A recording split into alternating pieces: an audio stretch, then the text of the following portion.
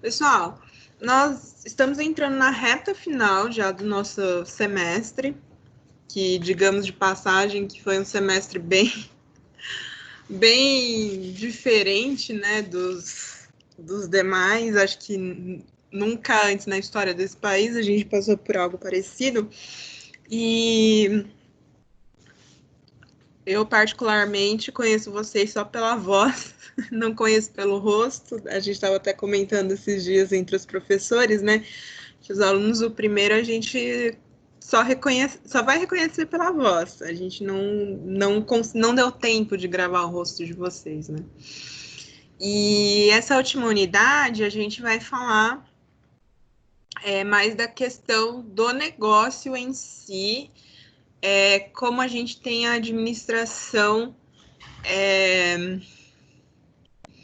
rotulada, né? A gente viu que não é, que a gente tem várias preocupações além das monetárias, né? A gente tem que ter, no negócio da alimentação, a gente tem que ter preocupação com a matéria-prima, com armazenamento, com higiene, com todos esses fatores.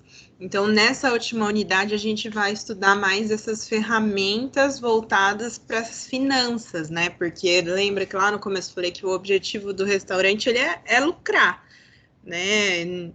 São poucos os restaurantes que estão abertos por caridade, mas mesmo assim, esses abertos por caridade, eles têm que ter um balanço também das finanças para ele conseguir se manter, ok? Sem se endividar.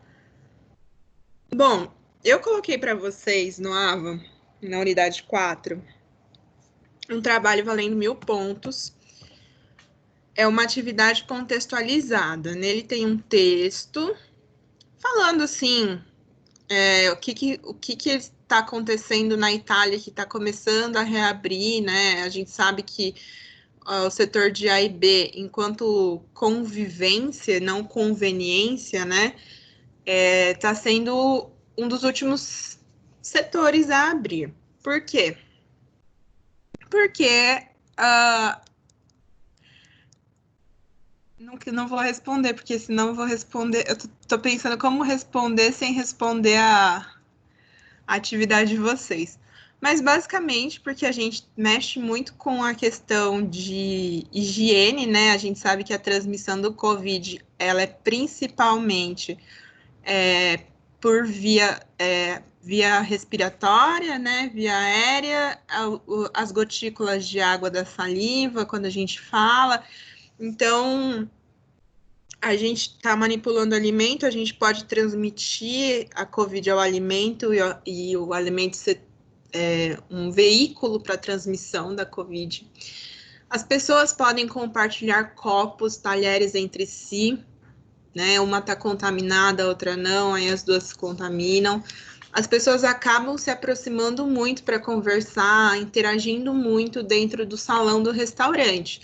Então, todo o trabalho, atividade que eu passei para vocês está focada nos desafios que a gente vai enfrentar, qual que vai ser a perspectiva do setor de A e B no novo normal.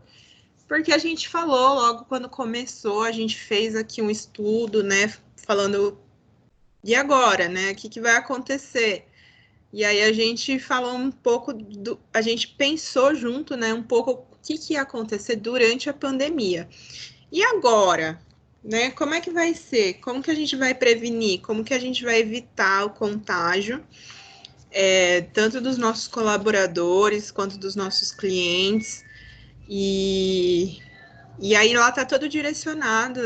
Tem, acho que 4 questões de validação, né? São questões assim que é para contextualizar mesmo o que vocês devem pesquisar. E depois lá tem um enunciado de uma pesquisa que vocês devem fazer, escrever com as próprias palavras, no máximo 25 linhas. Aí a pergunta é: qual a perspectiva para o setor A e B no mundo pós-pandemia? E aí lá também tem alguns tópicos norteadores para vocês construírem um texto conciso. Então, vale 1000 pontos na atividade de sala de aula, esse trabalhinho, tá? Se eu não me engano, fecha dia 14, tá? De junho. Então, eu dei uma boa Um bom prazo para vocês, aliás, é o trabalho que eu dei maior prazo entre todos que eu estou passando agora, justamente pela complexidade. Não é que ele é difícil de fazer, mas é que vocês têm que pensar para fazer. Então, saibam que não é um trabalho que vocês vão pegar, porque está aberto até dia 14, 23h59. Não pensem que às 23 horas você vai abrir e ler e já vai conseguir fazer. Não é. Se eu fosse vocês, depois dessa aula, ia lá, abria, dava uma olhadinha, que eu tô pedindo, né? São duas, acho que eu deixei fazer 2 tentativas, se eu não me engano, tá? E acho que são 2 tentativas. Dá uma olhadinha e aí vocês vão realizar a leitura do texto, vão responder as questões e aí sim vocês vão construir o texto de vocês, ok? Se vocês tiverem alguma dúvida, vocês me falem na próxima aula, ou se alguém já viu esse trabalho e tem alguma dúvida agora, a gente pode esclarecer no final da aula. Então, esse é um dos fechamentos do semestre. O outro fechamento é aqui, essa parte da apostila, que é a unidade 4. Então, a unidade 4, ela vai dar algumas ferramentas para a gente trabalhar na administração do negócio. E uma delas é a ficha técnica. Então, hoje, eu vou passar quais são todas as ferramentas, quais são os pontos de atenção. Na próxima aula, a gente vai se aprofundar em ficha técnica, mas não é uma profundidade, porque geralmente a gente estuda um bimestre inteiro ficha técnica, só que em outra disciplina. Então, vocês vão aprender o que é e para que serve. E isso vai ficar muito claro para vocês. Vocês estão tendo planejamento de cardápio?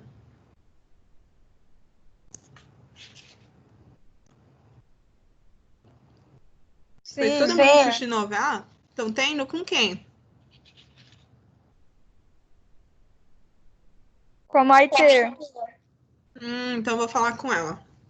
Então, eu vou trazer na semana que vem a supervisora do Spot e o chefe do Spot para falar para vocês por que é importante essa ficha técnica, tanto do ponto de vista administrativo, quanto do ponto de vista operacional, né? Então, eu quero que o chefe de cozinha fale para que é importante para ele. E a supervisora, que é quem faz compras, quem faz toda essa parte das finanças, de custo, etc., fale do ponto de vista dela a importância desse plano de negócios, tá bom? Plano de negócios não, gente. Ficha técnica, desculpem.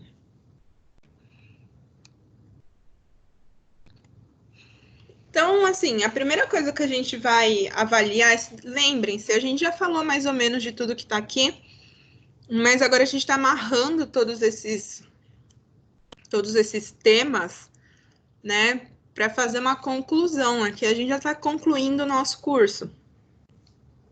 Então, a primeira coisa é analisar quais são as oportunidades de negócio, não só antes de você abrir o restaurante, né? Lembra que eu falei, quando você for abrir, você tem que fazer uma análise, entender quem é seu cliente, para quem que você vai vender. Só que, assim como a gente viu lá no começo do bimestre, o pessoal falando que o restaurante, ele oferece um padrão, né? Uma qualidade padrão. Só que a clientela vai oscilar. O comportamento da clientela vai oscilar. Então, às vezes essa oscilação, ela pode prejudicar os seus negócios. E como que eu vou fazer para não ficar para trás? Eu ia falar que é simples, mas não é tão simples. Eu tenho que me manter atualizado sobre o mercado, sobre o que está acontecendo, né? Então, até na foto eu coloquei um estabelecimento, parece ser um café, restaurante, que hoje em dia é muito comum, né? Algum tempo atrás era coisa que a gente via só em filme, né? E aí, essa ambientação meio industrial, com plantas, com a luz do dia, oferece café, oferece comida, oferece vinho. Então, algo que está acontecendo agora, né? As pessoas buscam um lugar para bem-estar. Quando eu falava assim, que na França era comum as pessoas sentarem, pedirem um cafezinho, ficar o dia inteiro lá lendo um livro na mesinha, ou o dia inteiro observando a rua, ou o dia inteiro batendo papo. Era uma coisa muito distante. Hoje não, né? Hoje é uma realidade acredito, para o mundo ocidental inteiro, tá? Isso foi muito difundido. Assim como o fast food, ele teve o seu ápice, né? Aliás, ele ainda tem, mas ele já não é uma coisa nova, ele é uma coisa normal. Assim como a gente viu que a gente teve uma. A gente está passando por uma crise sanitária, uma crise política e uma crise econômica. E aí falaram assim: ó, a partir de agora vocês vão fechar as portas, não é para receber ninguém, né? E aí, o que os empreendedores mais em alerta foram buscar fazer? Delivery, né? Muita empresa que não fazia delivery agora faz. Muita empresa que não tinha aderido a Rappi, a Uber Eats, a iFood, acabou aderindo, né? Tinha restaurante que fazia delivery só ali nas redondezas do bairro. Hoje, eles tiveram que fazer uma ampliação desse atendimento, porque se o cliente não chega lá, ele que vai chegar até o cliente.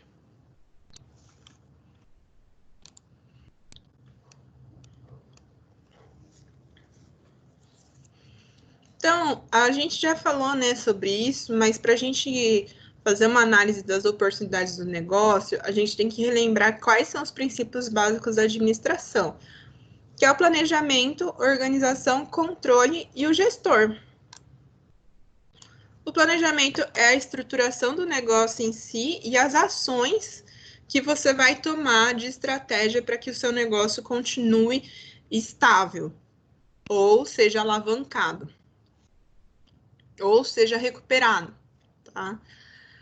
A organização é você conseguir executar todo esse seu planejamento. E lembrem-se que essa organização, essa execução, ela não é solitária. Assim como o planejamento não precisa ser solitário, né? Ninguém melhor para resolver um problema do que aquela pessoa que está passando pelo problema, né? Porque provavelmente já vai passar 1 milhão de coisas na cabeça dela de como melhorar aquele atendimento, aquele serviço, aquela operação. O controle, que é você ter as informações corretas do que realmente está acontecendo, analisar quais são os resultados e encarar eles, mesmo eles sendo positivos ou negativos, né? Opa, é positivo, legal, isso é uma ação que está dando certo, vamos fazer. Ixi, esse não deu muito certo, vamos rever isso daí. E o gestor, que é a pessoa que vai conduzir todas as atividades relacionadas ao negócio, e ele tem que ter essa capacidade de ouvir, treinar, compreender e liderar, porque ele está mexendo com pessoas. Gente, são pessoas que fazem uma empresa, são pessoas que fazem uma organização, tá? E eu acho que isso está muito claro. Hoje, eu acho que isso está muito claro para todo mundo, né?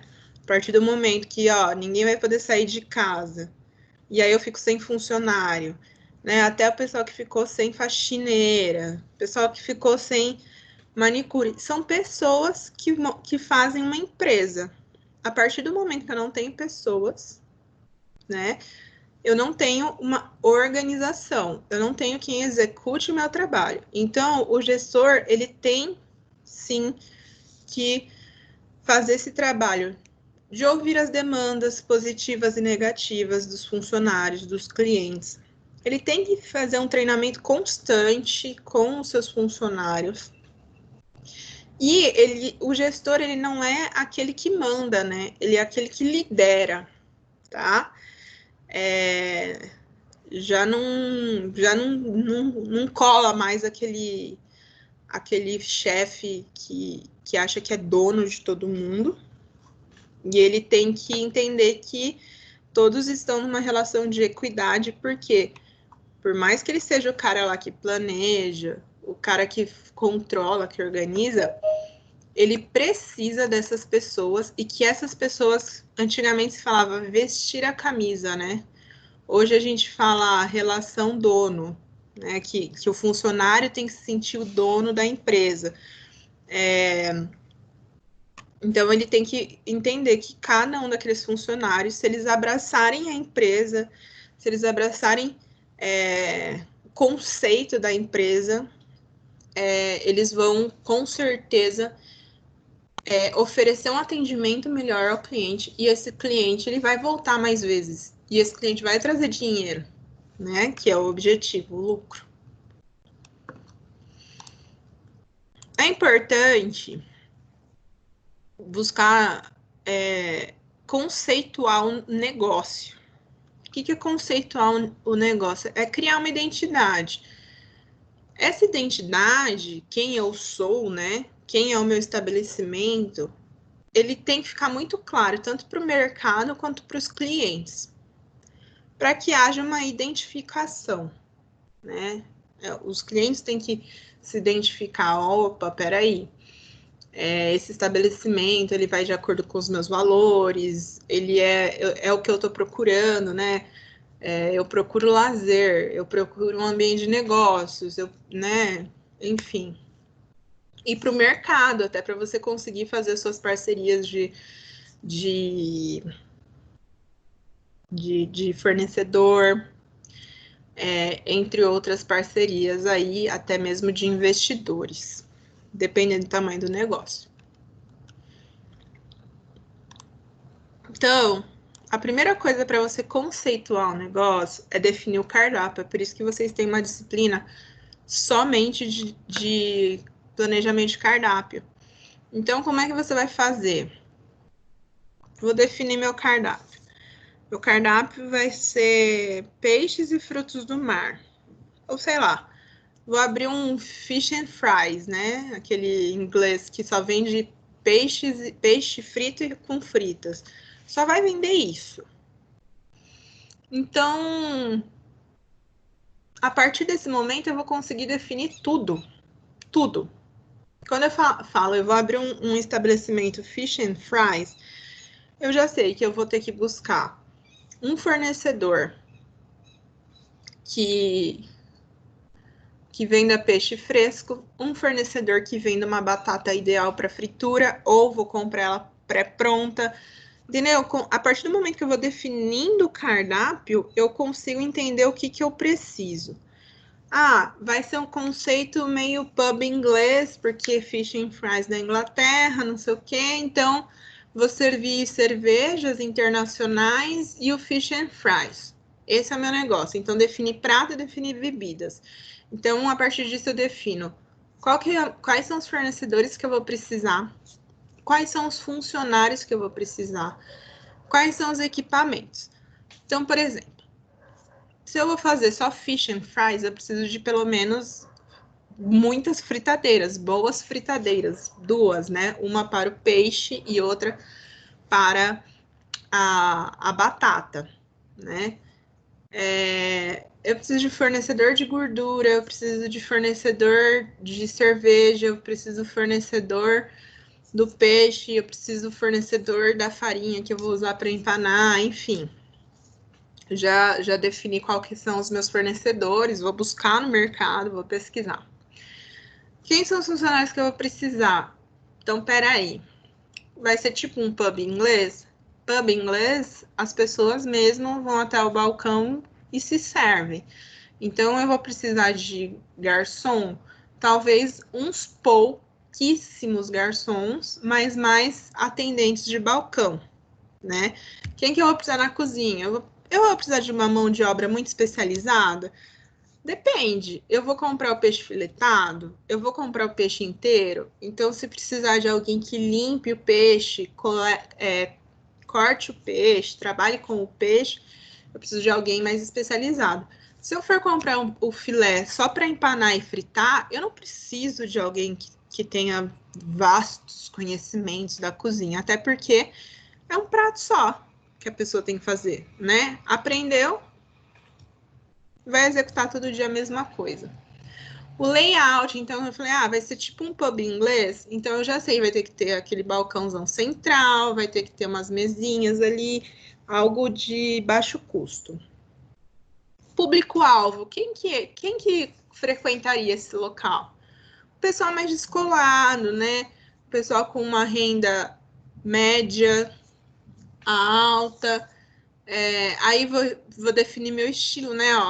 Eu defini meu estilo através dos pratos e bebidas que eu iria oferecer. Então, quer dizer, o cardápio, ele é o ponto de partida para qualquer negócio, tá? A gente começa no cardápio. E aí, depois que eu defino o cardápio, que eu consegui definir tudo isso, aí vou definir fichas técnicas, né? Vou definir outras ferramentas para que o meu negócio funcione. Outra coisa importante é que o layout do cardápio. Nossa, esqueci. Nossa, mãe. Tomei um susto, gente.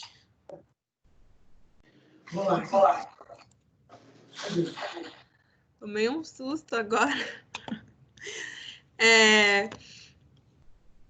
O cardápio físico, o cardápio de papel, ele também tem que dizer muito sobre o seu negócio, né? Ele é o cartão de visitas. Então, acredito que vocês tenham aprendido isso na disciplina de cardápios.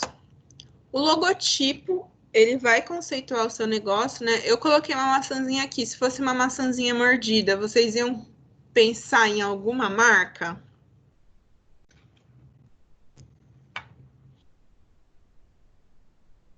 Sim.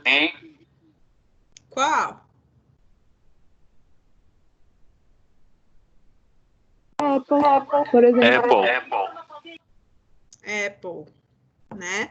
Então, veja só, se eu colocar os dois arcos dourados lá que formam um M, eu já vem na minha mente o McDonald's.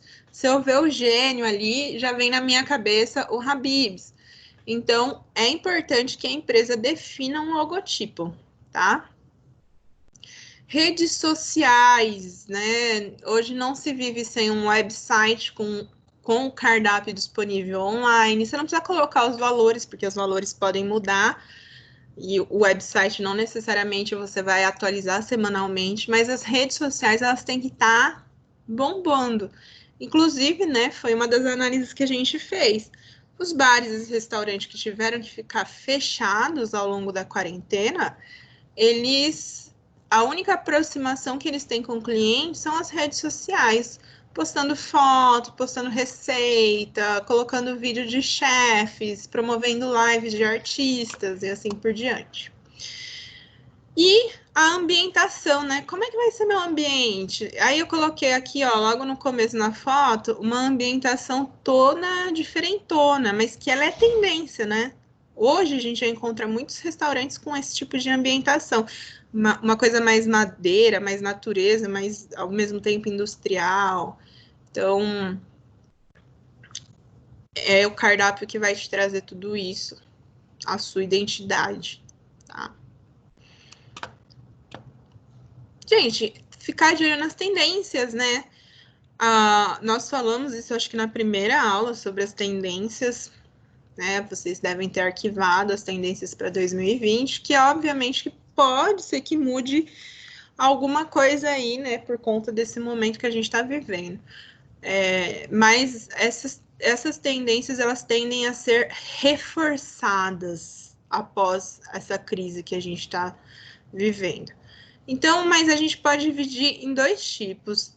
Todas as tendências referentes à comida em si, então se a comida é mais rápida, se a comida é saudável, se ela tem que ter uma flexibilidade de horário, né? Antigamente o almoço encerrava 3 horas. Hoje em dia você tem almoço até começar o jantar, né? Tem lugares que simplesmente não param. Shopping, por exemplo, a gente nem define o que é almoço, o que é jantar. Eu sirvo Eu sirvo o dia inteiro, 10 horas da manhã eu já estou servindo almoço se for necessário, tá? E aí aquelas outras tendências que eu falei para vocês, né, no início do semestre, de sustentabilidade, tá tudo relacionado à comida. E as tendências relativas à tecnologia, que é para melhorar a sua operação dentro da cozinha ou no salão, né?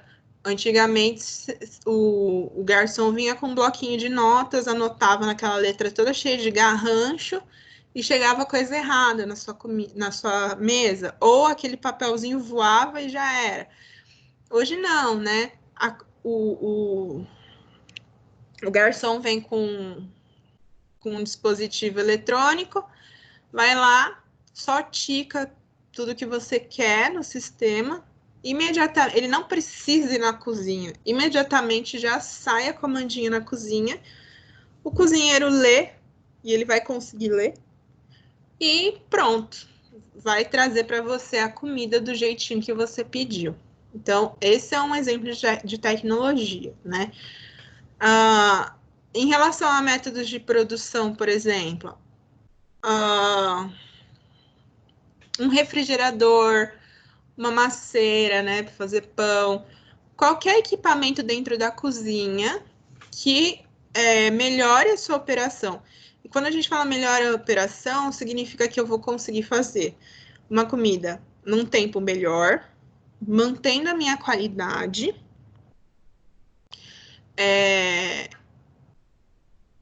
tempo melhor, mantendo a minha qualidade. Deu um tilt aqui agora, gente. Mantendo a higiene, né, a segurança alimentar e reduzindo o custo. Às vezes eu vou pagar muito caro no equipamento que vai me reduzir custos ali na frente, então ele é um investimento. As tecnologias de conservação, tecnologias no transporte do alimento, então eu tenho que estar ligado nesses dois tipos de tendência sempre enquanto administrador, gestor. E as necessidades do empreendimento, né? Eu preciso entender o público-alvo e o produto que eu vendo. Entender é compreender mesmo, né? O meu produto, ele serve para quê? Ele serve a quem? O que é o diferencial dele? E o público-alvo, o que ele quer? Quem é o meu cliente? Quais são as expectativas dele? Por que ele vem aqui? Então, isso é uma constante. Você faz antes de montar o negócio e durante a montagem do negócio. Trabalhar o marketing no seu negócio, porque não adianta nada você ter tudo muito lindo, muito maravilhoso e não vender, né? Então, você não dizer que a propaganda é a alma do negócio, então você precisa comunicar o que é que você está fazendo para que as pessoas que se identificam com o seu estabelecimento cheguem até você. Customização contínua pode ser um diferencial. O que significa customização contínua? Conforme o mercado vai solicitando, eu vou me adaptando, mas sempre levando a minha identidade em consideração. Então, eu vou adequar as tendências de mercado ao que eu ofereço, o que eu quero oferecer ao meu público-alvo e ao meu produto. Buscar as novas oportunidades de negócio, então, franquia, alimentação móvel. Então, vocês viram recentemente muitos restaurantes montando food trucks, ou só os food trucks, mas o interessante é o negócio existe fisicamente. E aí eu tenho food truck rodando a cidade. Alguns poucos ficaram, né? Alguns poucos ficaram, mas a febre passou. Então, é importante ver quais são as novas oportunidades depois que a moda passa. Então, a regionalidade também está muito em alta, respeitar, né, o que as pessoas do local comem, trazer os produtores regionais para dentro do seu restaurante, para sua cartela de fornecedores. Alimentação saudável, marmita, né? Marmita fitness, marmita gourmet, monte só marmita, você deixa todos os alimentos pré-prontos e a pessoa monta em casa. E, obviamente, a qualidade ela tem que ser constante e padronizada. Há de se preocupar também com os fatores externos, né? A concorrência, seja ela direta, ou seja, aquele restaurante que vende a mesma coisa que eu no mesmo bairro, para as mesmas pessoas, inclusive. E a indireta, que pode ser do mesmo setor, do mesmo ramo, ou que tenha o mesmo objetivo que eu, embora não seja tão parecido com o que eu vendo. Então, qualquer outro estabelecimento gastronômico vai ser uma concorrência, mesmo que indireta. Os fornecedores, né? A gente tem que ter fornecedores que sejam de qualidade e que sejam constantes, que eles não me ofereçam esse mês e mês que vem não, para eu conseguir padronizar a qualidade do meu restaurante. O governo, então, tem que estar ciente das legislações, das tributações. E o cliente é o que a gente vem falando o tempo todo, né? O comportamento do cliente vai mudar. E isso é algo que você não controla. Então, todas esses quatro fatores são coisas que a gente não controla, mas que a gente tem que levar em consideração no momento de rever as oportunidades do seu negócio. E aqui eu coloquei uns pontos chaves para que o negócio se mantenha no mercado, né? Cardápio. Eu faço uma vez e não olho nunca mais? Não. Você tem que atualizar sempre. Hoje em dia, é difícil achar um cardápio que não seja vegano, que não tenha uma opção vegana, uma opção para criança, né? No mínimo uma opção sem carne, uma opção sem lactose, uma opção sem glúten. O que mais? Os garçons, a gente tem que considerar que eles são os nossos vendedores. Então, eles têm que conhecer todos os pratos. E quando eu falo conhecer, não é só saber o nome de cada um deles. Tem que comer. Tem que saber qual que é a temperatura certa que tem que chegar para o cliente. Porque senão ele nem deixa chegar para o cliente. O negócio tem que ser servido super quente. Ele pega o prato no fundo e já vê que o prato está gelado. Ele já volta para a cozinha antes do cliente ter que reclamar, entendeu? Então, ele tem que saber o gosto da comida para orientar o cliente.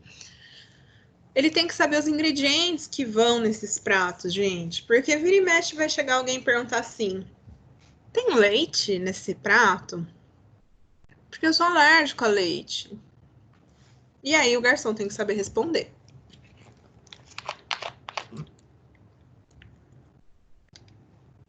Outra coisa, enquanto vendedor, o garçom ele tem que acreditar naquele negócio, ele tem que botar fé para querer vender. Para ele falar, poxa, eu tô vendendo uma coisa legal, eu tô vendendo uma coisa que tem um conceito, uma coisa que tem sabor, uma coisa que é gostosa. E, obviamente, a gente tá falando isso para padrões mais altos, né? Mas para outros padrões também. E é o gestor que vai fazer isso, que vai colocar na cabeça do garçom que o que ele está fazendo é algo digno. Não é só salário que motiva as pessoas, né? Reconhecimento motiva. Ele fazer parte, se sentir parte, motiva. Então, ele tem que, para ele poder vender, ele tem que acreditar. Senão, vai acontecer que nem quando eu trabalhava em locadora. Meu primeiro emprego foi numa locadora. Uma dessas grandes, assim, hoje, para quem nasceu nos anos 2000, locadora é um lugar onde você ia locar filme, porque antigamente os filmes não eram em streaming no Netflix. Eles eram uns DVDs, que são CDzinhos, assim, e uns Blu-rays. E aí ficava tudo ali na parede da loja, e alguém vinha lá, pagava um valor, levava para casa e devolvia depois de 2 dias. E aí, a orientação que a gente tinha era falar que todos os filmes eram bons, inclusive os que a gente não gostava. Tem gente que nasceu para vender, tem gente que não, né? O problema é que você é orientado a ser simpático com as pessoas, ser educado, como se você fosse colega, tratar as pessoas todas como amigas. E as pessoas realmente acabam virando suas amigas. E aí elas chegam um dia, e esse filme é bom? Aí todo mundo olhava um pra cara do outro, falava, é bom. Só na entonação você já sabe que não é bom, né? Tem como driblar isso? Lógico, né? Tem algumas estratégias e aí cabe ao gestor fazer esse treinamento.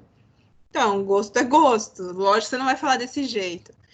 Ah, ressalta os pontos positivos, né? Então, a mesma coisa o garçom. Se ele não acreditar, se ele não souber nem o gosto da salada, por exemplo, e aí a pessoa vai falar, essa salada é boa? Aí ele vai falar, é bom.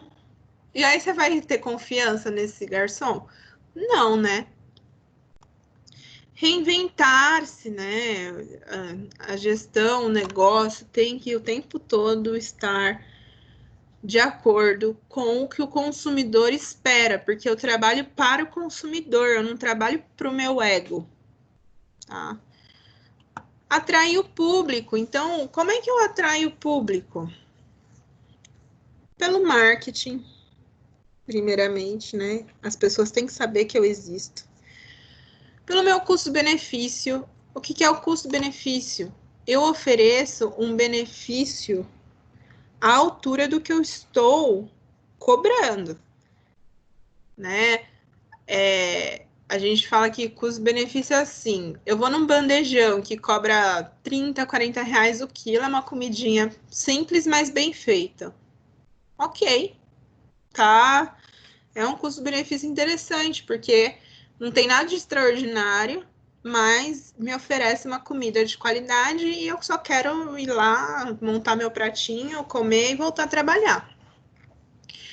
Ou se não, eu vou num baita de um restaurante, que ele tem um ambiente agradável, que toca pianinho, que o garçom é educado, que a comida é saborosa. Eu pago caro, mas o serviço e a comida oferecida são extraordinários.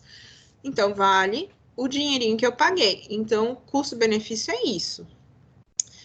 E manter o padrão de qualidade, gente. Padrão e qualidade tem que estar sempre junto pra gente. Não pode estar mais gostoso um dia do que o outro.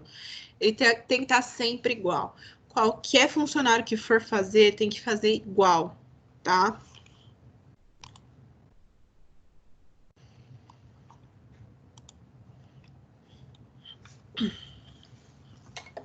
Vou beber uma aguinha, porque aí a gente já vai mudar de assunto aqui.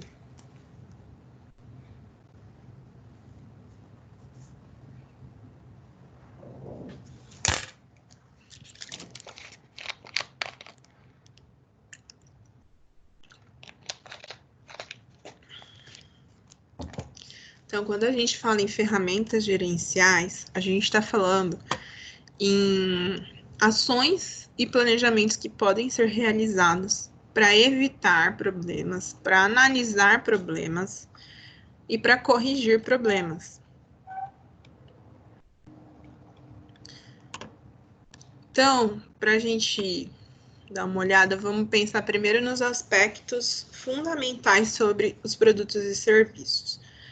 Então, levando em conta a globalização, que é, eu não tenho fronteiras. Eu não tenho fronteiras. Eu tô aqui no Brasil, se eu quiser comprar um produto da China, eu tenho muita facilidade em comprar um produto da China. E eu não preciso comprar dólar, eu não preciso comprar outra moeda para fazer essa transação. Eu coloco meu cartão de crédito, vai. Eu não tenho cartão de crédito, eu vou aqueles programinhas tipo PayPal, vai. Eu pago em reais, eles recebem em dólar. E aquilo chega na minha casa em 40 dias, num tempo normal, obviamente, né? Não estou falando de momentos instáveis como esse. Então, a partir desse momento, eu tenho que pensar na inovação das minhas compras, do marketing, no treinamento e na padronização de um mundo onde as pessoas viajam para todo lugar e sabem das novidades, e as novidades têm sido simultâneas, então tem que estar sempre de olho no que está acontecendo por aí, né? Por quê? Se a pessoa vem da Itália e traz Covid, ela também vai trazer a exigência do que ela comeu ou de como ela foi atendida na Itália. Competitividade, eu tenho que entender os meus concorrentes, qual é o poder dele, qual é a real ameaça que ele me oferece. A estabilidade, o meu preço ele não pode oscilar tanto. Eu não posso chegar hoje e estar cobrando R$ 12 num pedaço de bolo e semana que vem ou no próximo mês muda para R$ 17, né? E eu também não posso continuar oferecendo a R$ 12, e em vez de usar manteiga, eu começo a usar gordura hidrogenada. Em vez de usar um açúcar de boa qualidade, eu uso um açúcar de má qualidade. Então,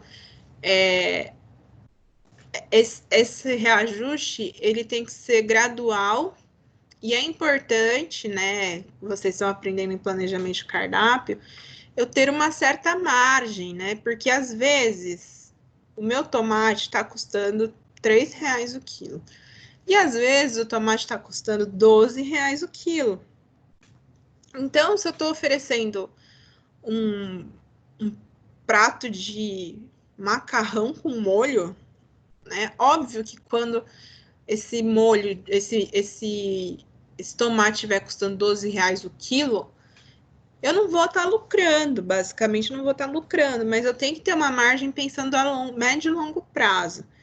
O ideal é rever esses valores a cada 6 meses ou anualmente, dependendo do produto que você vende, tá? E aí, isso também vai valer muito com o setor de compras. O tomate está R$ 12 o quilo, mas espera aí, eu tenho fidelidade com esse fornecedor, eu compro bastante dele, então será que esse fornecedor não pode me oferecer um meio termo? Tudo bem, ele não pode vender a R$ 3 porque não dá. Mas será que ele não consegue me fazer um desconto, né? Levando em consideração essa minha fidelidade, a quantidade de compra e tudo mais? Então, é importante oferecer essa estabilidade ao cliente, porque ele não tem nada a ver com as suas relações comerciais. Ele vai lá para ser servido. Eficiência. A relação entre o público e os funcionários tem que ser sempre boa. A equipe deve ser treinada e saber o que ela vai oferecer. Os funcionários têm que conhecer todas as linhas, a linha dos produtos oferecidos. Liderança. A liderança, de novo, não é aquele cara que manda e gospe na cabeça dos funcionários. Ele tem que ser transparente, ser muito honesto com as coisas que estão acontecendo, até para que os funcionários compreendam e se compadeçam e até mesmo ofereçam soluções. Ele tem que ser autêntico, ele tem que ter um conhecimento amplo sobre o negócio, sobre as coisas que estão sendo oferecidas e principalmente sobre a gestão de pessoas.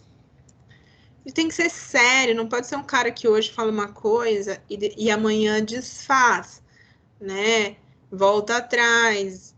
Então tem que ser aquele cara que ele sabe realmente o que ele está fazendo, ele tem confiança no que ele está fazendo e eu sei que eu posso contar com ele. Dinamismo, ética e relações pessoais. Network é tudo, viu, gente? Não se esqueçam que os melhores empregos de vocês vão vir dos coleguinhas que hoje estão estudando com vocês. Então, sempre se portem profissionalmente dentro do ambiente da faculdade.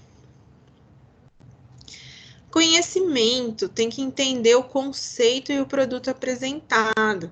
O que é o conceito do produto? Se eu estou fazendo um PF, qual que é o conceito do meu PF? É matar a fome do trabalhador que vai lá.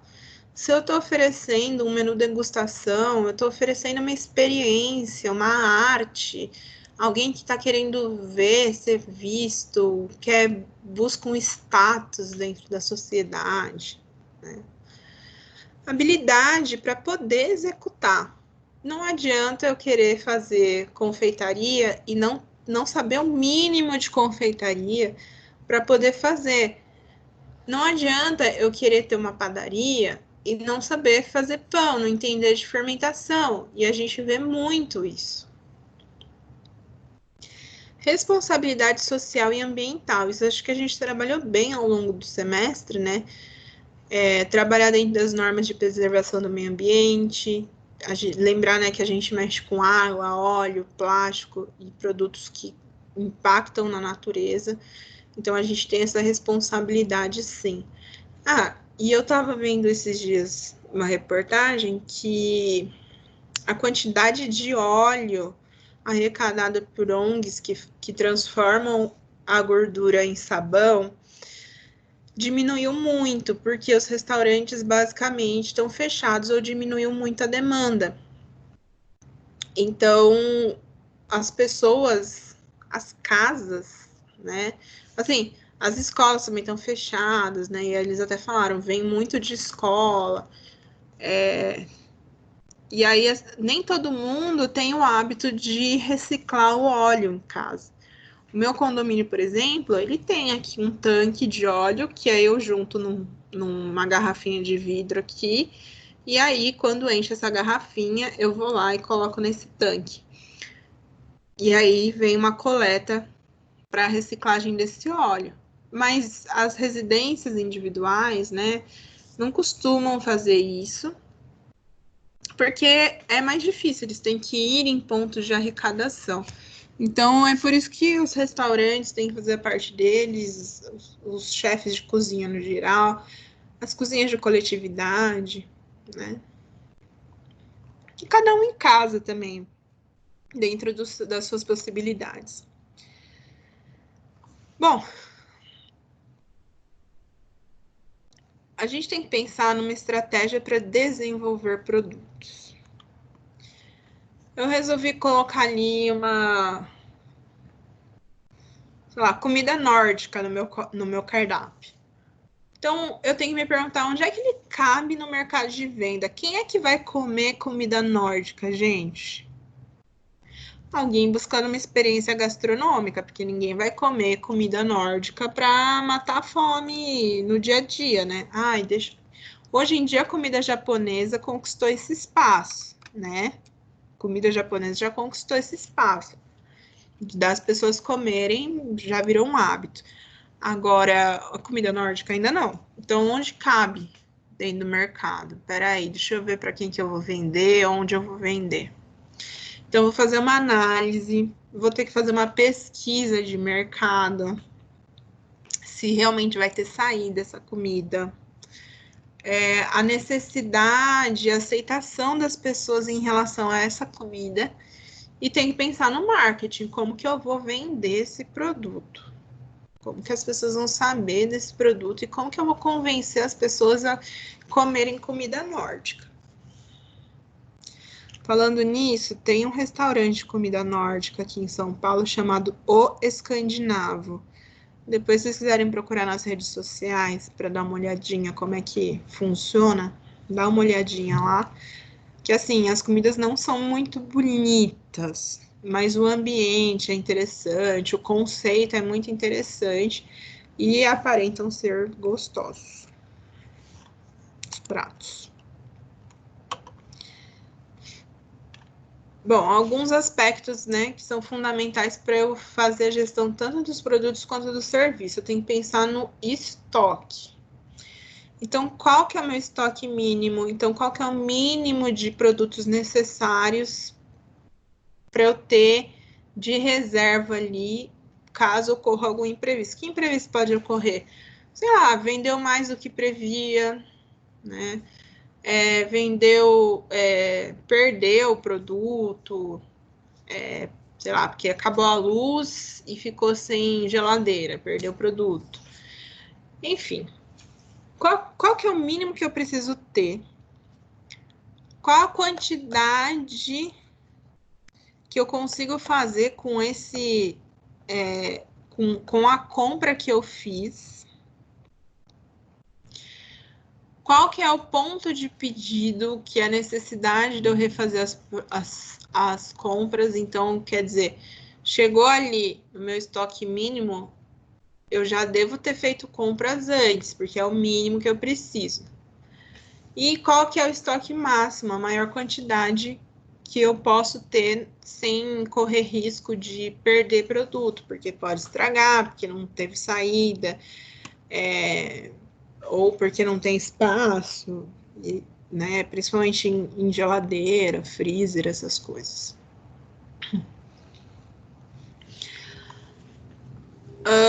Então, dentre esses aspectos, né, além do estoque, eu vou precisar pensar na padronização, no treinamento dos meus funcionários, sempre conferindo a eles respeito e confiança, no visual, tanto do meu prato quanto do meu estabelecimento, no atendimento, um atendimento que seja ágil, que seja educado, que seja gentil.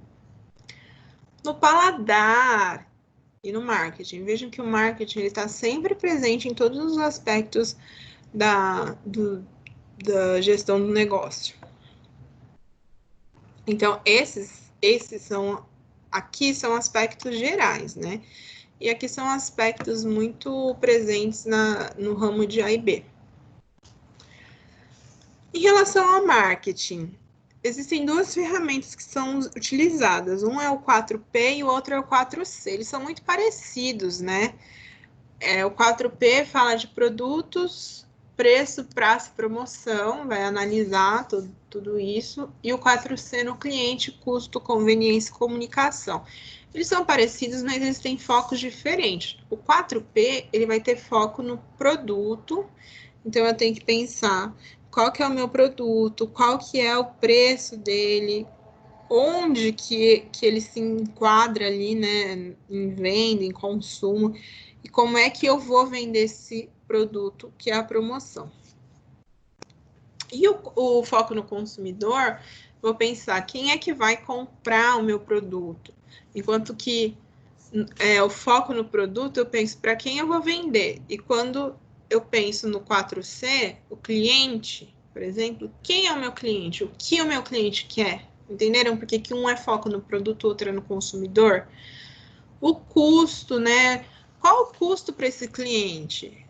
Quando eu penso no preço do produto, eu penso uma questão mais técnica, né? Quanto que eu gasto para fazer esse produto, enquanto que o custo, ele relacionado ao cliente, é o custo que o cliente vai pagar pelo meu produto, pela experiência que ele vai ter no restaurante, pelo atendimento, pelo diferencial, pela exclusividade, pelo chefe que está oferecendo, pelo status.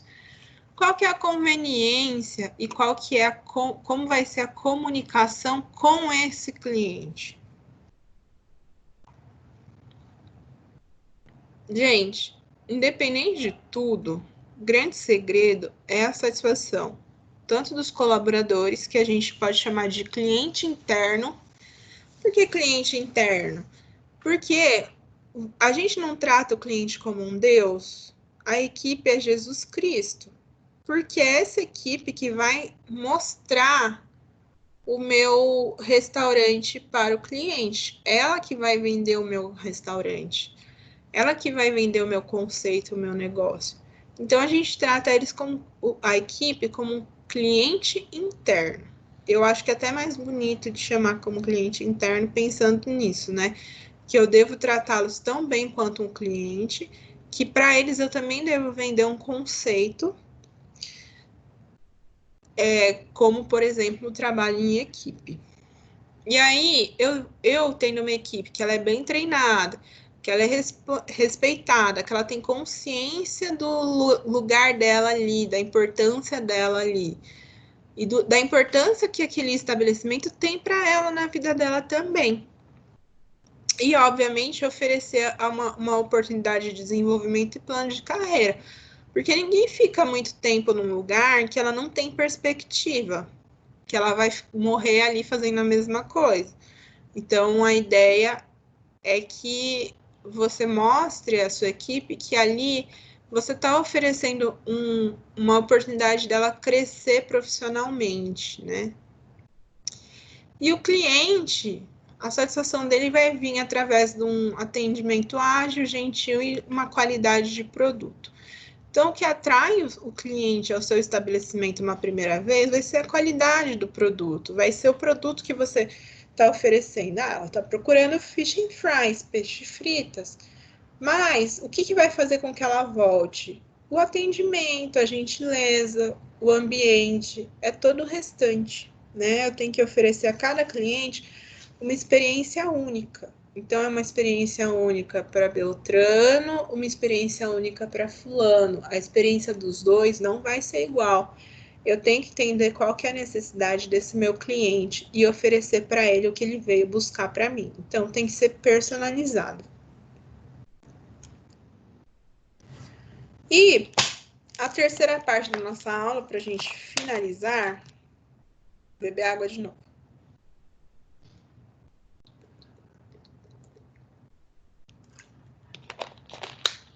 É o básico da gestão financeira. Então, meu objetivo é lucrar, meu objetivo é manter o meu negócio, eu não vou manter equipe sem dinheiro, eu não vou manter contas pagas sem dinheiro. Então, eu tenho que entender o que no meu restaurante faz sentido e o que não faz. Quais os custos que eu devo cortar, onde que eu posso investir. Então, veja que o trabalho do gestor é bem complexo, né? Inclusive, existe pós-graduação em gestão de negócios de A e B, porque é um negócio, falando no português claro, o bagulho é louco.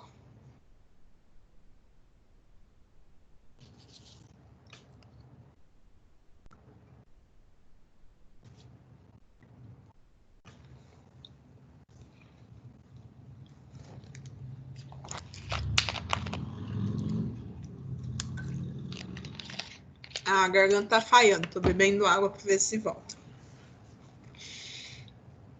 Então, as demonstrações financeiras, elas devem oferecer um diagnóstico real sobre a situação financeira da organização. Então, você planejou, você executou, você achou que ia ser assim.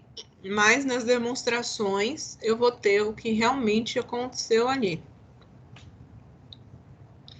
Isso pode ser feito através de relatórios de contabilidade e com outras informações que sejam necessárias para análise.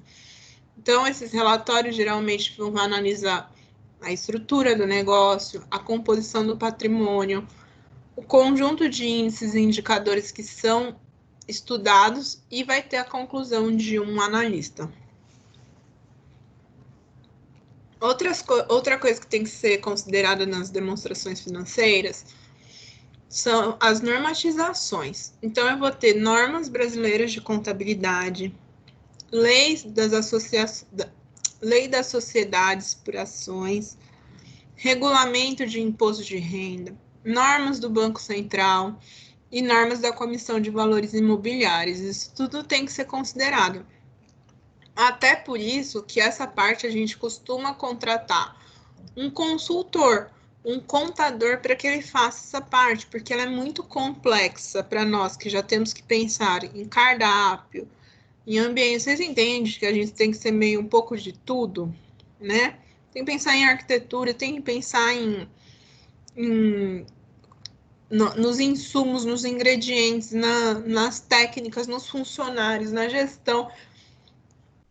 Então, essa parte a gente costuma deixar para um consultor fazer, mas é importante que a gente saiba que isso existe e como que é feito para poder cobrar o melhor trabalho do meu contador.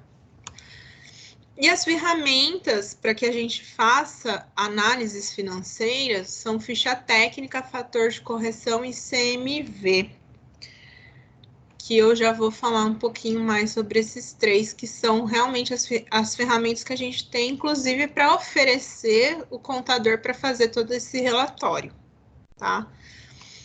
Então, a ficha técnica.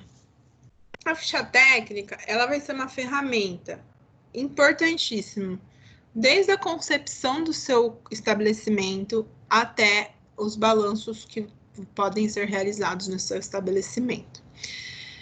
Ela vai definir qual vai ser a quantidade de matéria-prima que eu vou usar, vai padronizar a montagem do prato de maneira que, se eu uso 150 gramas de arroz num prato, todos os pratos vão com 150.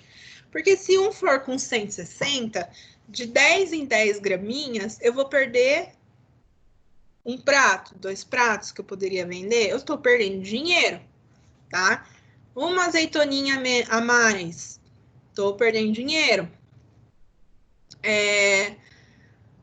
10 gramas a menos, o meu cliente vai perceber que está faltando, que o prato está diminuindo, né? Eu consigo entender os custos da produção, os processos que vão ser realizados naquela produção e, consequentemente, os equipamentos que eu vou precisar para isso. O histórico das preparações. A comparação, o histórico quer dizer, eu vou ter um catálogo de tudo que eu ofereço naquele estabelecimento. Comparação das informações de consumo. Então, eu vou saber o que é planejado e o que é realmente consumido, se eu estou tendo perdas e onde eu estou tendo perdas. Posso fazer a projeção de compras e a especificação das mercadorias que vocês vão ver em matérias-primas. Controlar os volumes de matéria-prima requisitada, então, para eu conseguir controlar o meu estoque. A comparação entre informações de consumo com as informações de venda. Então, às vezes, você preencheu lá a ficha técnica com uma perspectiva e na hora H, os números mudam. E aí você vai fazer uma análise. O cálculo foi feito errado? Tem alguma coisa que não está funcionando na cozinha? Então, aqui é um exemplo de ficha técnica. Não sei nem se eu passei para Maitê. Mas, enfim. Esse é o modelinho que eu montei com os alunos no semestre passado, que eu dava aula de planejamento de cardápio.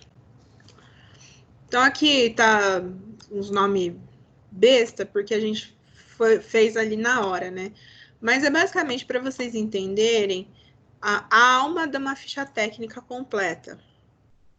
Então, eu preciso saber qual a instituição, tem que estar sempre o nome do restaurante, né? Aqui está em Anguera, Vila Mariana. Qual que é o nome técnico do prato e qual que é o nome de venda. Às vezes, aqui eu coloquei brigadeiro da tia Carol, mas às vezes está lá, pizza della nona. Toda pizzaria tem uma pizza della nona, que é a pizza da avó.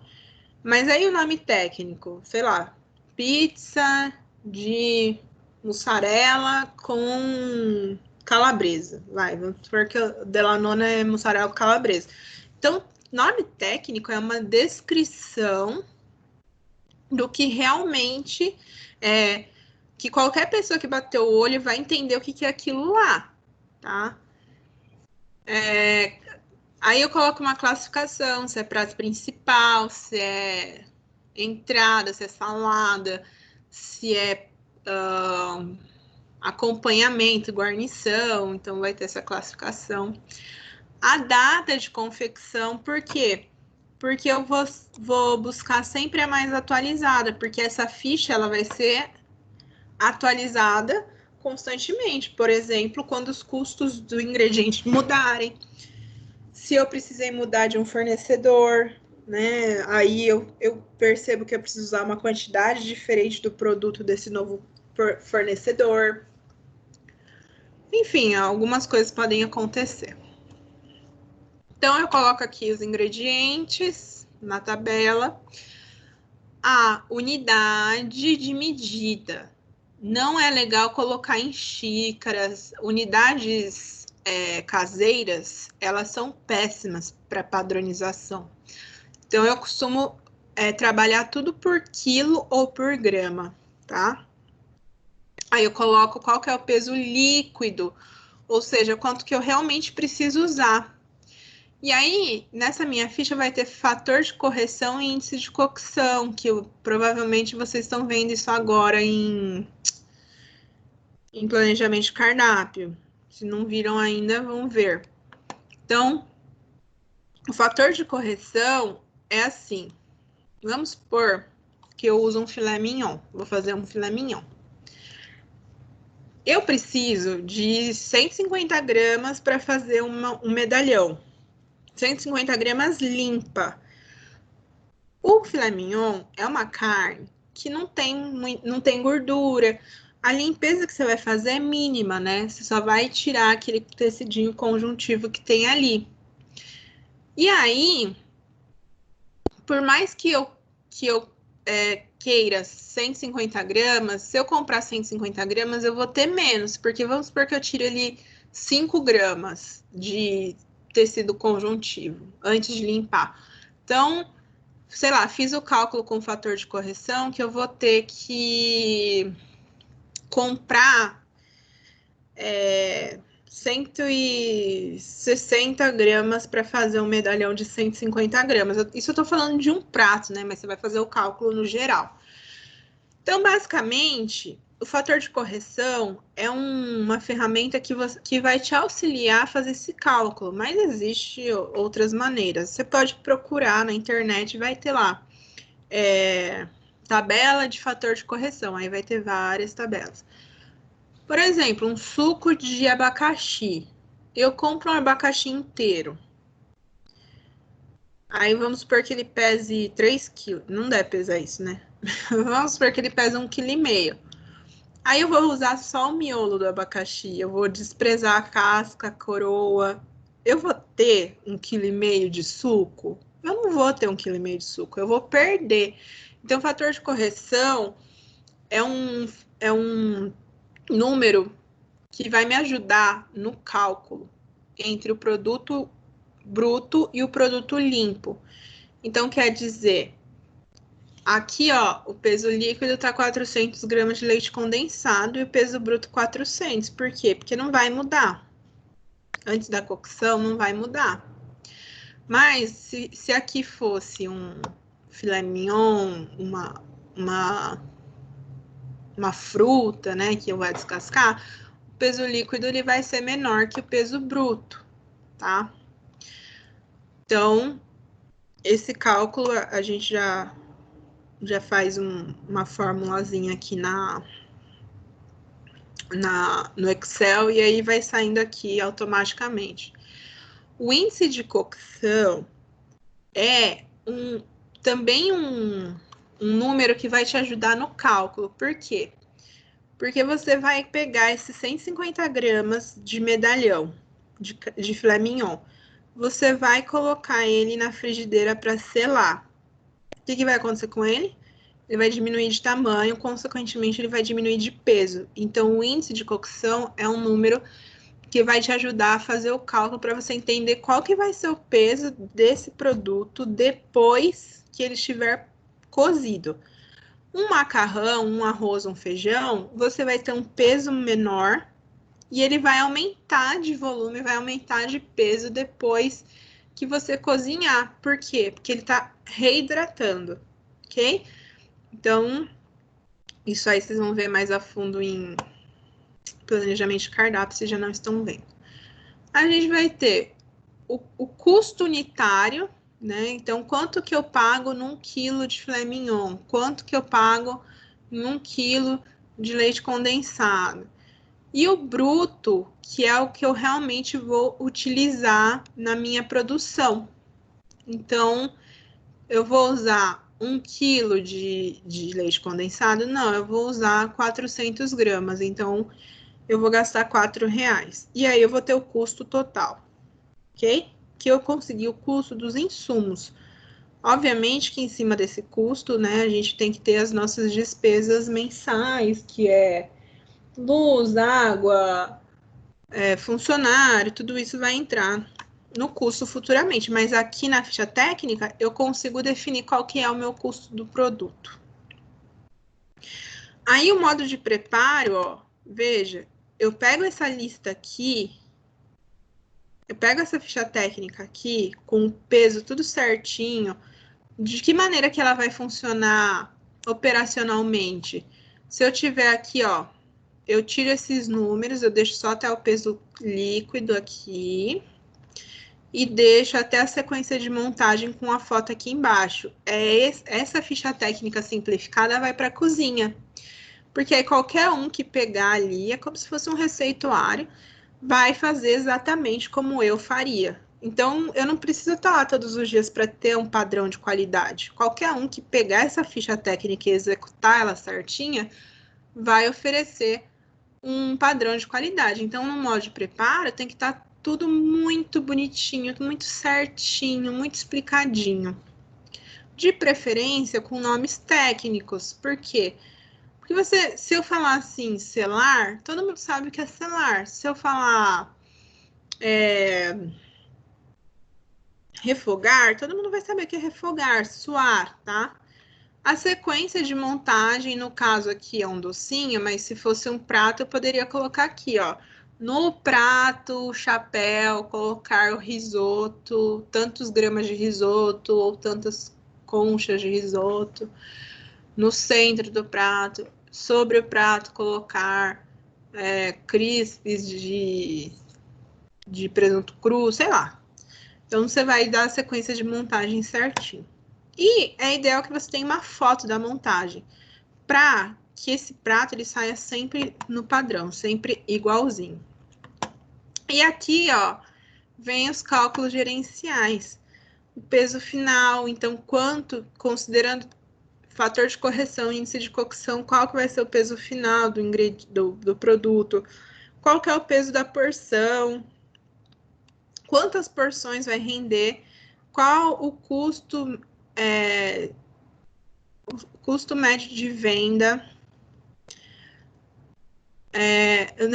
o custo da mercadoria vendida. Essa porcentagem aqui é um índice que você pode criar para poder fazer os cálculos futuramente. Qual que é a margem de contribuição? Então, quanto que eu vou ganhar por brigadeirinho aqui? E aí, aqui tá aqui 7 centavos por brigadeirinho, vai ser o meu lucro. E o preço de venda, ok? Parece complexo, gente, mas isso realmente é fundamental dentro da cozinha.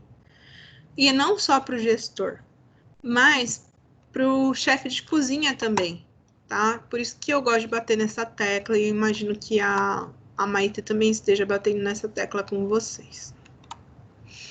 Então, aqui o fator de correção, ele vai ter o objetivo de auxiliar no cálculo de perda de alguns alimentos e a gente consegue fazer isso, utilizar ele na ficha técnica.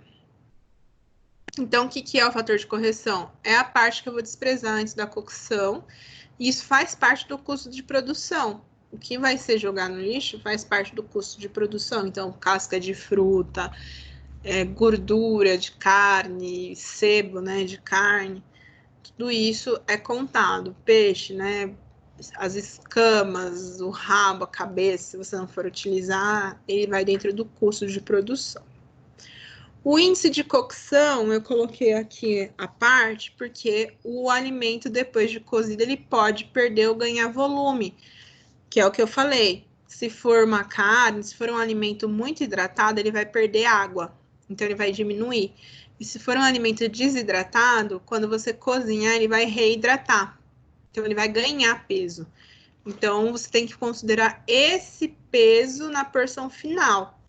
Mas na ficha técnica vai ter que ser o peso antes da cocção, né? Então, eu quero fazer 150 gramas de arroz. Quanto de arroz cru eu preciso?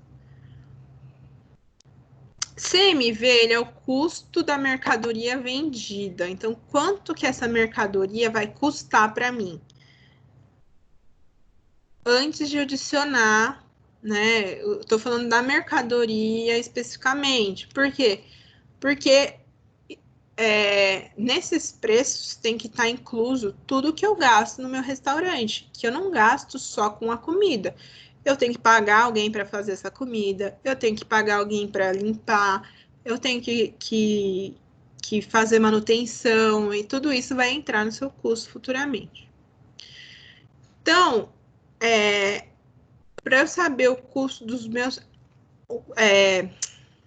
eu posso fazer uma comparação com esse meu custo que eu planejei e o custo do produto que eu realmente vendi, que vai ser o inventário inicial, ou seja, o que eu tenho no estoque, mais o que eu comprei, menos o que eu tenho.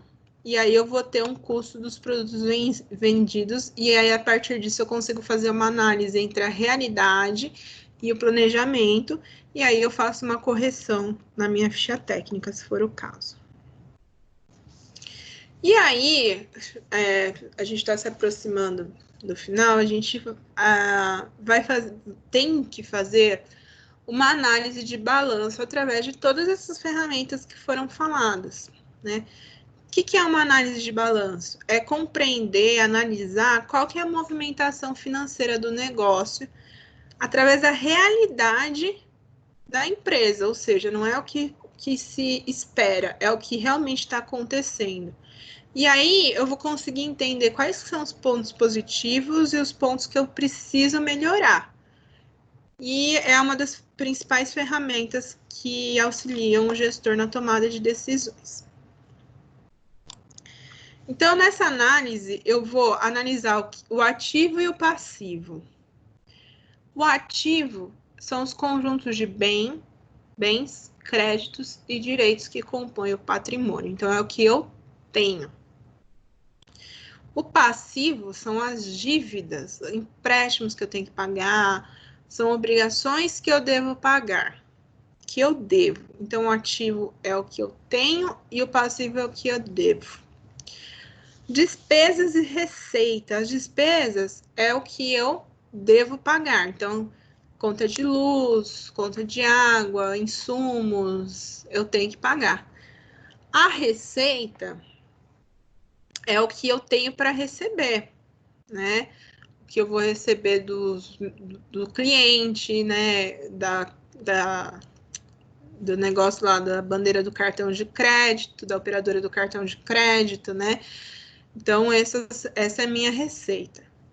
O patrimônio líquido, que também vai nessa análise de balanço, é o resultado da diferença entre os valores do ativo e do passivo. Então, eu pego o meu ativo, subtraio o passivo e isso é o que eu realmente tenho. Os índices de liquidez, então, qual que é a minha capacidade de pagamento? Então, às vezes, você não tem essa capacidade de pagamento e aí você está encrencado.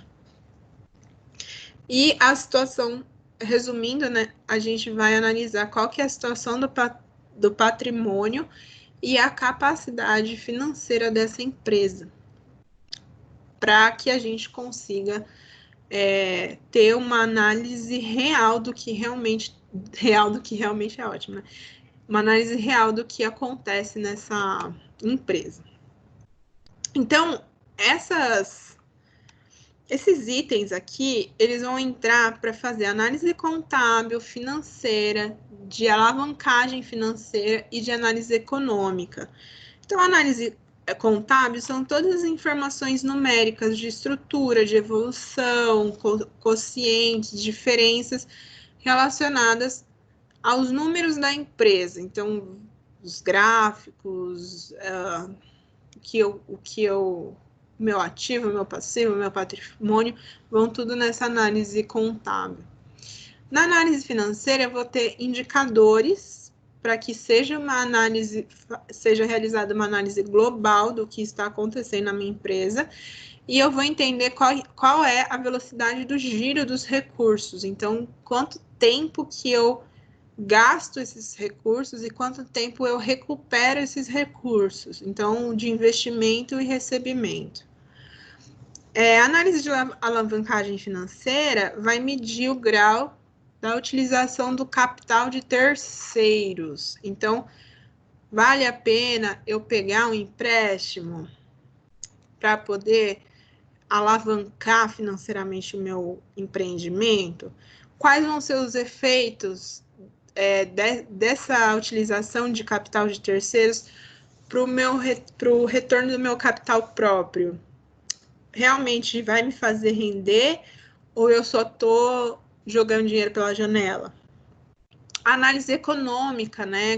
Qual que é a rentabilidade do que você tem, do seu capital? Qual que é o lucro líquido que você tira através das operações que você realiza na sua empresa? E quais são o retorno dos investimentos que são realizados pelo patrimônio da empresa? Tá? São essas quatro subdivisões da análise de balanço. E aí a gente falou do giro dos recursos, né? Toda empresa precisa ter um capital de giro. E vocês já devem ter ouvido falar nisso, que é o capital que eu preciso para dar continuidade nas operações da empresa. Então, eu tenho investimento inicial no negócio, mas todo mês, parte do que eu recebo, ele tem que ficar para o capital de giro, o capital da empresa, aquele capital que a empresa precisa ter, tá? Por quê? Porque com esse capital ele vai fazer financiamento aos clientes na venda a prazo, então eu tenho um prazo para receber o valor da venda a crédito, se houver parcelamento. Não acontece muito isso no setor de A e B, questão de parcelamento, mas, assim, acontece em lojas, restaurantes não é muito comum. Mas se o cliente pagar no cartão de crédito hoje, eu vou receber mês que vem, tudo vai depender de qual que é o acordo com a operadora. Então, eu preciso de um dinheiro para dar esse crédito para o meu cliente, porque o cliente pagou hoje, mas eu não recebi hoje. Então, eu tenho que ter esse dinheiro para manter as minhas operações, porque eu vou pagar meu funcionário esse mês, não mês que, quer dizer, eu vou pagar mês que vem também, mas referente aos lucros desse mês, eu vou pagar o meu funcionário esse mês, a minha conta de luz esse mês. Um dinheiro para manter estoque, lembra que estoque é um dinheiro, é um investimento que está parado ali, né? Se você não vender, então ali é dinheiro, estoque é dinheiro, ponto. Então, eu preciso de dinheiro para que esse estoque seja mantido e eu consiga fornecer todos os pratos que eu ofereço no cardápio. Pagamento aos fornecedores. Então, o fornecedor me trouxe comida hoje, insumos hoje, para eu vender ao longo do mês inteiro, ou para eu vender ao longo da semana inteira. Então, é um dinheiro que eu ainda vou receber. Então, com o que eu paguei? Com o meu capital de giro. Pagamento de impostos, pagamento de salário e demais custos e despesas operacionais, eu preciso ter esse capital de giro para fazer isso. Então, são investimentos que você vai fazer para receber a curto prazo. Por isso que ele chama de giro, tá? Ele é um conjunto dos valores necessários para a empresa fazer seus negócios acontecerem. Então, o capital de giro são os bens que estão em uso e ele corresponde de 50% a 60% do total dos ativos, então, do que a empresa tem. E para a gente finalizar, né, atingir o sucesso empresarial, há de se levar em consideração que o gestor ele tem que estar comprometido com o negócio. Ele tem que acreditar no que ele faz e ele tem que vender essa ideia para os funcionários, para os clientes, porque se cada uma das pessoas que estão à sua volta comprar essa ideia, com certeza elas vão ajudar a sua empresa a crescer. Planejamento de ações. Então, tem que criar relatórios antes e depois de tarefas. Então, para você ver o que você planejou, o que aconteceu de verdade. Mapear as ações, as metas atingidas, as que ainda vão ser atingidas, o que deu para fazer, o que não deu, por que não deu. Atenção ao fluxo de caixa, tem que ficar de olho tanto no que sai quanto no que entra. As despesas não podem ser maior que os lucros. Se isso estiver acontecendo, quanto antes você detectar e entender onde é que está acontecendo o problema, mais fácil de você resolver. A importância do consumidor, seus clientes são a fonte do sucesso. Eles vêm em primeiro lugar.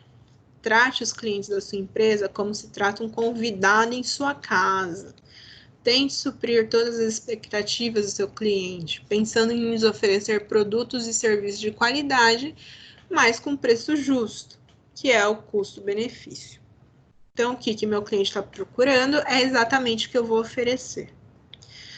Importância da imagem da empresa. Então, você tem que criar imagem positiva. Isso vai te dar credibilidade, vai te dar parcerias que durem e que sejam lucrativas. Então, lembrem-se das tendências, de agregar valor ao seu produto. O papel da tecnologia nesse contexto. Utilize tecnologias funcionais. Evite aquelas que impressionam pelo que oferecem e não podem ser operacionalizadas na prática. Fique atento aos custos desse processo. Lembrem-se que tem que trazer retorno. A tecnologia, ela tem que facilitar. Ela não pode atrapalhar os seus procedimentos, que às vezes artesanalmente está tudo certo. Investimentos nos recursos humanos. As pessoas gostam de aprender coisas novas. Então, é importante você realizar capacitação. Não gosto da palavra reciclar, tá? Porque ninguém aqui é lixo para ser reciclado, mas é importante renovar esses conhecimentos da equipe, porque as coisas mudam o tempo todo, então a equipe tem que estar atenta ao que está acontecendo e melhorando cada vez mais a sua capacidade de serviço, de técnica. Saber negociar, então aprender a negociar é importante porque o gestor ele negocia com todo mundo, ele negocia com o credor, ele negocia com fornecedor, ele negocia com funcionário, ele negocia com cliente, ele negocia com o tempo todo. Atenção ao número de atividades realizadas. É importante que, como o gestor já tem tantas funções, ele não pode querer abraçar o mundo, então ele tem que delegar. Então, o gestor, ele já tem tudo isso para pensar, tudo isso para planejar e para analisar. Então, não é ele que vai ter que ir lá e conferir estoque. Ele tem que delegar essa função para alguém, receber produto. Alguém tem que fazer isso, não é o gestor que faz. Cuidar do caixa, né? Então, aprenda a delegar. E assim você não sobrecarrega o tempo. E um gestor estressado, ninguém merece. Ninguém merece, tá? Bom, pessoal, é isso sobre negócios, né? E aí eu gostaria de convidá-los não, é obrigatório que vocês venham semana que vem para a gente discutir um pouquinho mais sobre ficha técnica.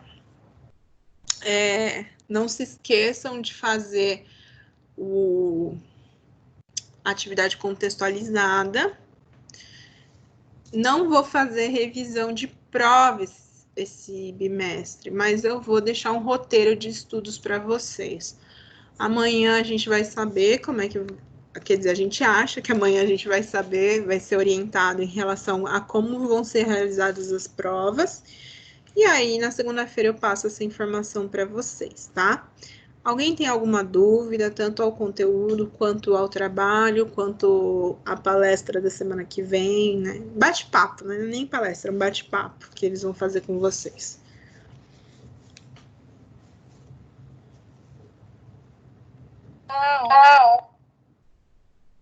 Não? Olha, falem agora ou falem depois. Tá certo, então, pessoal. Não tendo perguntas, vou encerrar a aula de hoje. Gostaria que vocês se atentassem mais ao fato da ficha técnica, né? Dar uma pesquisadinha ou uma lida no conteúdo de planejamento de cardápio para vocês virem preparados semana que vem e fazer perguntas aos nossos convidados, tá bom?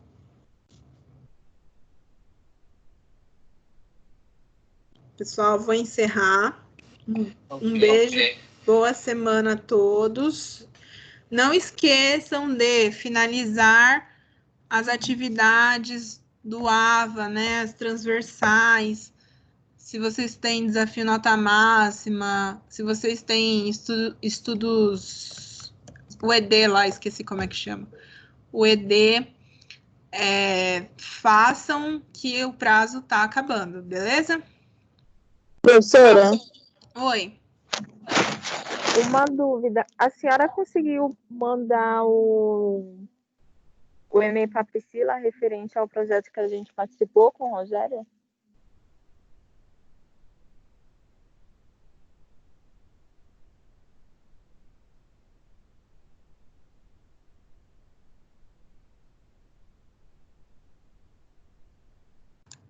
Eu tava com o microfone mudo. Então, a Jaqueline ainda não me respondeu. Então, me manda o contato de WhatsApp de vocês para eu respondo mesmo no e-mail para Priscila, que amanhã eu vou tentar perguntar para a Jaqueline na reunião, tá bom? Tá bom, obrigada. De qualquer maneira, porque a minha dúvida é quem tem que expedir essa declaração, se sou eu ou se são eles lá. Se for eu resolvo rapidinho. Eu só tô aguardando essa orientação da Jaqueline para a gente não fazer as coisas de maneira incorreta, tá bom? Tá bom, obrigada. Gente, boa semana. Estudem, hein? Tá acabando o semestre. Boa noite. Boa noite.